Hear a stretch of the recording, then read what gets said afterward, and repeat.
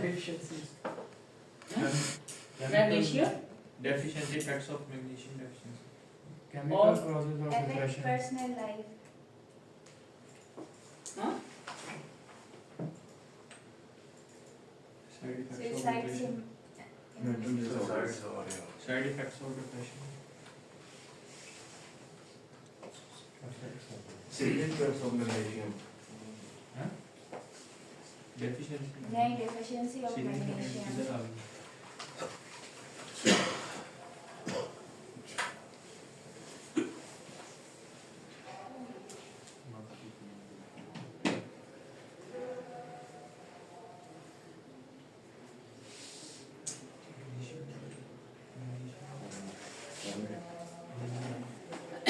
ठीक है। तो हम क्या कर रहे हैं, उसके अंदर से आपने इस चीज को आइडेंटिफाई किया है, वो जो एक पैराग्राफ था पूरे का पूरा, उसके अंदर सबसे पहले आपने क्या चीज देखी है, जो बार बार आप डिप्रेशन की, मेंटल हेल्थ की बात कर रहे थे, वो क्या था, वर्ड रेपिटेशन था। ठीक है, रिपीट कितने हुए हैं वर्ड्स, कितनी दफा वो, और ये जो वर्ड क्लाउड बनता है ना, ये उस चीज की बेसिस के ऊपर बनता है कि लोग कितनी दफा उस चीज को रिपीट कर रहे हैं। वो जितना ज्यादा बोलेंगे किसी एक पर्टिकुलर टॉपिक के ऊपर, प्रोडक्टिविटी इसकी बात करते रहेंगे, तो क्या होगा, वर्ड क्लाउड के अंदर सबसे बड़ी चीज जो आपके सामने नजर आ रही होगी, वो होगा आपका क्या, इसका डिप्रेशन। ठीक है, अगर वो बार बार वर्ड यूज कर रहे हैं, प्रोडक्टिविटी की बात कर रहे हैं, तो आपके सामने प्रोडक्टिविटी आएगी। Then indigenous categories, keywords in context, आपने कंटेक्स्ट के अंदर कौन कौन सी कीवर्ड्स यूज हुई हैं, इमिग्रेंट की बात हुई है, वर्ड उसकी बात हुई है, डिप्रेशन की बात हुई है, उसके अलावा जो है वो मेंटल हेल्थ की बात हुई है, और कौन सी डेफिशिएंसीज की बात हुई है। ठीक है, देन कंपेयर एंड कंट्रास्ट करेंगे कि कोई चीज ऐसी तो नहीं है जो आपके पास डबल आ रही है, सिमिलर मीनिंग के 2-3 वर्ड्स हैं, उनको आप कैटेगराइज करेंगे एक थीम के अंदर। Then searching for missing information, transitions and connectors.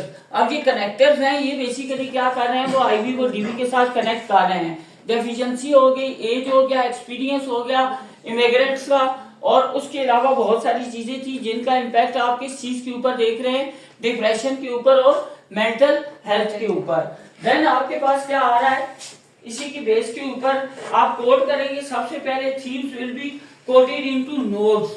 आप सबसे पहले जो है वो नोड बनाएंगे, एक नोड बनेगी, उसके आगे 3-4 नोड्स बने होंगे। ठीक है, जिसको हम कह रहे हैं थीम और सब थीम्स। एक थीम को, उन सब थीम को मिला के एक मेन थीम बनाएंगे आप, जितने भी लोगों ने बार बार कुछ चीजें जो है वो की हैं। तो themes will be coded into nodes, identify particular segment of textual data. Textual data कौन सा है, ये जो अभी आपके सामने टेक्स्ट आए थे, एक इसी नोट्स को कंबाइन करके क्या बनाएंगे, एक नोड को कंबाइन करके ना, मतलब कंबाइन करके नोड बनेगी, नोड के सब नोड्स होंगे या सब थीम्स होंगे। ठीक है, छोटी छोटी चीजें होंगी जो कनेक्ट होके एक चीज बनाएंगी। एक मेन नोड होगी, जिस तरह यार ये जो आपका है नहीं, ये लाइट्स चल रही हैं, ठीक है, इसके बैक एंड के ऊपर क्या है, एक ब्रेकर है, फिर उसके बाद अगले ब्रेकर, फिर ये क्या है, ये नोड्स है ना। ठीक है, उन नोड्स को अगर आइडेंटिफाई किया जाए तो मेन आप कॉज तक पहुंच रहे होते हैं। इसी तरीके से सोशल साइंसेस की रिसर्च के अंदर आप क्या कर रहे होते हैं, छोटे छोटे क्वेश्चन जो भी उनसे पूछ रहे हैं उनकी बेसिस के ऊपर एक मेन थीम आइडेंटिफाई करेंगे। ठीक है, इमेज डेटा हो सकता है, ठीक है, and expressive unit as described above. Then a label is assigned to the unit. That unit mean आप नोड्स को असाइन करेंगे। ठीक है, कोड इन विवो कोड्स क्या, it means that a mark text fragment in being coded with itself. For example, made me sad is coded with made me sad. ये एक जो है वो आपका कोड बनेगा, एक नोड बनेगा। ठीक है, उस नोड के बैक एंड के ऊपर इंटरकनेक्टेड कुछ टेक्स्ट होगा जो इंडिविजुअल ने आपके सामने प्रेजेंट किया होगा, उसको सम अप करके आप क्या कहेंगे कि ये चीज जो है वो इस चीज को डिस्क्राइब कर रही है। Then identify particular segment of textual data, ठीक है, as an expensive unit as described above. Then a label is assigned to that unit. ठीक है, मेड मी सैड। अब ये वाली जो चीजें हैं इनको आइडेंटिफाई करते हुए आप क्या कह सकते हो कि इसने क्या किया है, हमें सैड कार दिया, ठीक है। किस चीज ने, डिजास्टर जो आया हुआ था, ठीक है। ये सारी की सारी चीजें जो हैं वो यूज हो रही होती हैं आपके पास एनवीवो के अंदर। और एनवीवो जो है वो बेसिकली एक सॉफ्टवेयर है जो कि क्या करना होता है, क्वालिटेटिव रिसर्च को क्वालिटेटिव रिसर्च के लिए यूज हो रहा होता है। Support for you have chosen methodology. अब मेथोडोलॉजी हर एक से रिलेटेड डिफरेंट है, as we have earlier discuss के थीम थीमेटिक एनालिसिस किस में आपने करना है, केस स्टडी के लिए कौन सी मेथोडोलॉजी यूज होगी, नैरेटिव के लिए कौन सी यूज होगी, एथनोग्राफी के लिए कौन सी यूज होगी। ये डिफरेंट किस्म की आपके पास जो है वो हर स्टडी के अकॉर्डिंग आप आइडेंटिफाई कर रहे होते हो कि कौन सी आपने मेथोडोलॉजी अडॉप्ट करनी है, ठीक है। एक्सप्लोर इंस्टॉल करते हैं, ठीक है। सिस्टम की रिक्वायरमेंट ये जो है ये अब आपने इंस्टॉल करके लेके आना है। देन रिबन्स और ये जो उसकी इंटरफेस होता है, इंटरफेस की डिस्कशन है। Then interview article and other document ये वाले आपके सामने आ रहे होंगे, इनको आपने आइडेंटिफाई करना होगा। उसके बाद हमारे पास जो है वो इसी के अंदर सही लैब में इंस्टॉल करवा रहे हैं सर। लैब में नहीं होगा यार, ये आपने वो उस पे लेके आना है, आपने लैपटॉप निकाल लेना ना।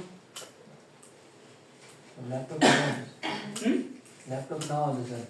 लैपटॉप नहीं है आपके पास? नहीं सर, यार है यार सर वो पीसी है वो उठा के लेके आना मुश्किल है। नहीं आप पीसी पे कर लो, हम नेक्स्ट वीक के अंदर जो है ना यहाँ पे करेंगे। आप किसी के साथ बैठ के वो पूरे का पूरा करना और घर जाके एक दफा उसको एक्सरसाइज करना, ठीक है।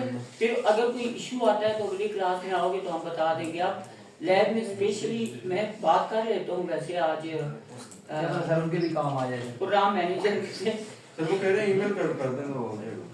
हाँ तो मैं आज ना बात कर लेता हूँ उनसे, मैं ईमेल करवा देता हूँ कि आप एनवीओ उसके अंदर इंस्टॉल कर दें लैब के अंदर। हाँ, अगर हो जाता है तो वो ज्यादा बेहतर है, सही है।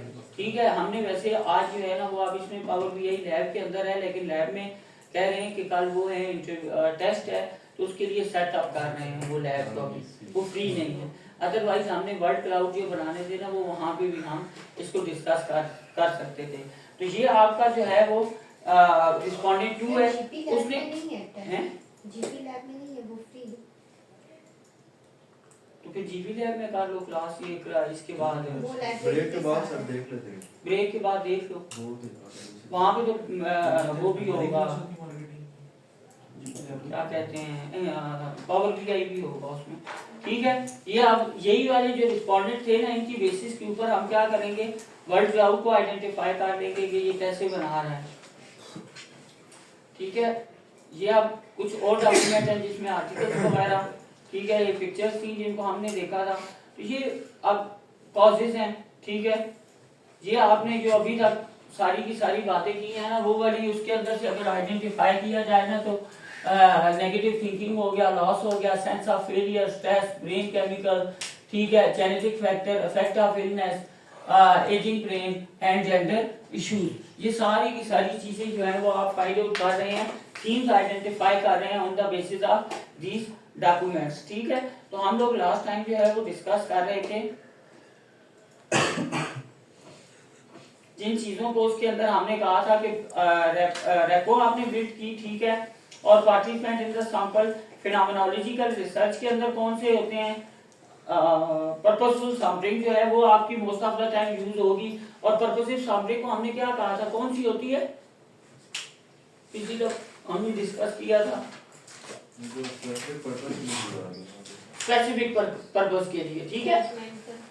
नैरेटिव रिसर्च के अंदर हम ज्यादातर क्या करेंगे, focus on individual with life experience relevant to the search, participant can be convenient, ठीक है, available and willing to share. Narrative के अंदर पर्टिकुलरली हमने कहा पर्पस सैंपलिंग यूज होती है, लेकिन नैरेटिव के अंदर कौन सी यूज होती है, कन्वीनियंट सैंपलिंग यूज होती है कि कोई भी इंडिविजुअल आप कन्वीनियंटली आपके सामने अवेलेबल है, आप उससे डेटा कलेक्ट कर लेते हो। Then politically important or marginalized individual, typical or ordinary individual, example क्या होती है इसके अंदर क्या है, who illustrated challenges related to mental retardation and ये जो हमने इसकी बात की थी वो एक फीमेल की स्टडी हमने की थी जिसके अंदर उसने Chinese immigrant student sharing ethnic identity perspective, ठीक है, नैरेटिव उसने बिल्ड किया था।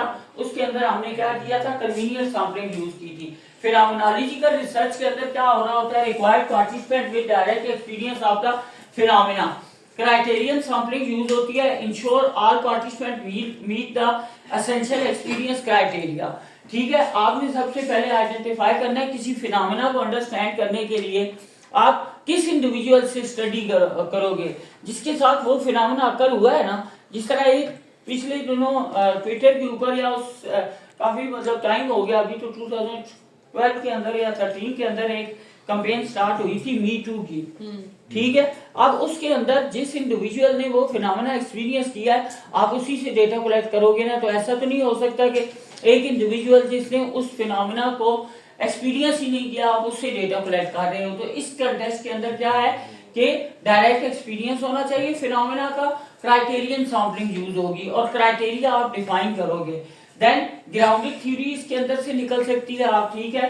Participant selected to develop theory systematically, ठीक है। एक सिस्टम को यूज करते हुए आप क्या करोगे, एक थ्योरी बिल्ड करोगे थ्योरेटिकल, और ग्राउंडेड थ्योरी के अंदर क्या हो रहा होता है, थ्योरेटिकल सैंपलिंग यूज हो रही होती है, ठीक है। आपने थ्योरीज को सैंपल करना है कि कौन सी थ्योरी आपने आइडेंटिफाई की है जो आपके उस कंटेस्ट के साथ आ रही है। प्रोडक्टिविटी की हमने बात की, वर्क लाइफ इंटीग्रेशन की बात की, तो आप उस चीज को आइडेंटिफाई करोगे कि जो उसके साथ लिंक्ड है। Theoretical sampling, initial homogeneous sample, transition to heterogeneous as theory evolve. Then example क्या है, women with childhood abuse experience, homogeneous, diverse support group, heterogeneous to confirm disconfirm theoretical condition, ठीक है। देन आपके पास आ जाता है एथनोग्राफी। एथनोग्राफी जो start होती है बेसिकली आपकी cultural group and employees big net approach use हो रही होती है, broad initial engagement, criterion sampling use होती है। इसके अंदर भी selection based on demographic, cultural role और behaviour and opportunistic sampling adopting as the study progress. Case study research के अंदर preference for extreme or unusual cases in collective studies and maximum variation sampling, ensure diverse representation and multiple perspectives। उनको आप identify कर रहे होते हो। Sampling strategies की जब हमने बात की थी तो सैम्पलिंग स्ट्रेटजीज के कंटेस्ट के अंदर common strategies include maximum variation sampling, differentiate site on participant to maximise diverse perspective. Then आपके पास आता है critical cases, focus on cases that illustrate core issues and convenience sampling simplifies access but may limit depth, ठीक है। वो इतनी depth के अंदर नहीं होती, आप कन्वीनियंटली जो इंडिविजुअल भी आपको मिल रहा है आप उससे डेटा क्या करते हो, कलेक्ट कर लेते हो, ठीक है। मैक्सिमम वेरिएशन सैंपलिंग सर ये एथनोग्राफी में आएगी, एथनोग्राफी के अंदर और फिनोमेनोलॉजी में भी आएगी, फिनोमेनोलॉजी के अंदर भी आ सकती है। और सर जो क्रिटिकल केसेस हैं ये केस स्टडी है सर, केस स्टडी के अंदर, और जो कन्वीनियंस सैंपलिंग हमने स्टार्ट में कहा था नैरेटिव के अंदर यूज होती है, ठीक है। तो ये वाली जो है वो आपकी सैंपलिंग टेक्निक्स हैं, और सैंपलिंग टेक्निक के बाद हमारे पास आ जाता है सैंपल साइज। ये काम है कौन सा, ये ठीक है।